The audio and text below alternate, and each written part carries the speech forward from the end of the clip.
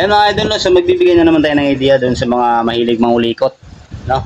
Ayan, baka kasi wala pa kayong idea, yan, bibigyan namin kayo ng idea. Yan. Kung ito mga idol ay CBR 150. Para kahit pa paano, pagka nilagay nyo yung balancer, may timing po to, no? Hindi pwede na salpak lang diretso, baka kasi parang yayanikin yung bayag nyo dito pagka hindi nyo na timing na maayos. So kung makikita nyo, ito yung sigunyal. Yan.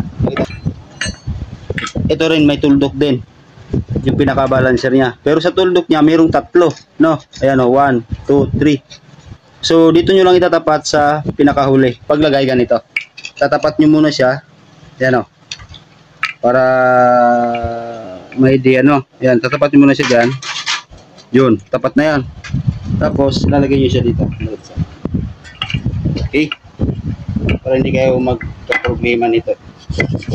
Hindi mahirap pa nagka-problema. Okay lang kung may mga pang palit.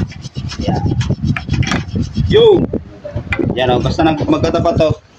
Yung marking na ito, saka marking na to, magkatapat dapat. Okay, so